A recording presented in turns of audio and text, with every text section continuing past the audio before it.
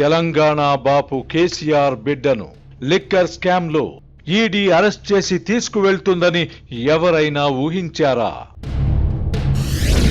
10 ఏళ్ల కేసీఆర్ పాలనలో అవినీతి అవధులు దాటిన ఫలితంగానే ఆయన బిడ్డ కవిత అరెస్టు కావడం నిజం కాదా? అరెస్టు అన్యాయం, అక్రమమని కేటీఆర్, హరీష్ రావు గగ్గోలు పెట్టడం గురువింద సామెతను గుర్తు చేయడం లేదా? ఓటుకు నోటు కేసులో రేవంత్ రెడ్డిని ఇదే తరహాలో వేధించిన విషయాన్ని కేసీఆర్ అండ్ కో మరిచిపోయారా? నిన్నటిదాకా తెలంగాణ నా అడ్డా అని విర్రవీగిన కేసీఆర్ కు జరిగిన ఈ గర్వభంగం స్వయంకృతం కాదా? అంతులేని అధికారం, అవధుల్లేని అవినీతికి మార్గంగా మారినందునే కేసీఆర్ కుటుంబానికి ఈ దుస్థితి దాపురించిందా?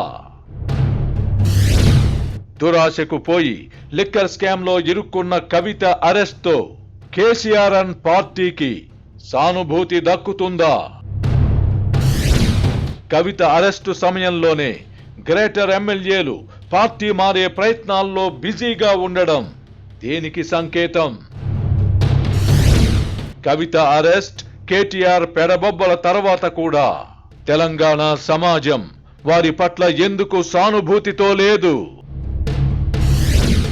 రాజకీయంగా ఒంటరైన కేసీఆర్ తన 10 ఏళ్ల పాలనలో మూటగట్టుకున్న కర్మ ఫలాన్ని అనుభవిస్తున్నట్టు లేదా? రానున్న లోక్సభ ఎన్నికల్లో కవిత అరెస్టు అంశం బీఆర్ఎస్ కు కలిసొస్తుందా, బీజేపీకి అనుకూలిస్తుందా?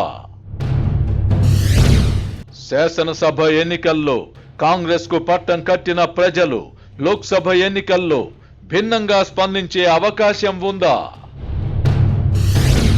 భారతీయ జనతా పార్టీకి తలనొప్పిగా మారాల్సిన ఎలక్టోరల్ బాండ్ల అంశం ఎందుకు చర్చనీయాంశం కాలేదు?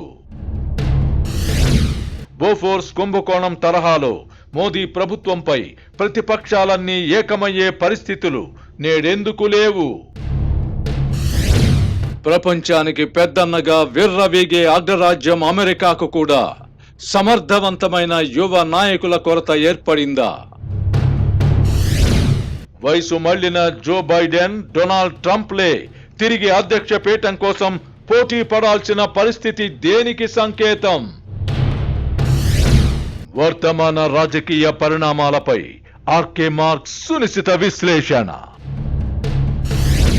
We can comment by RK.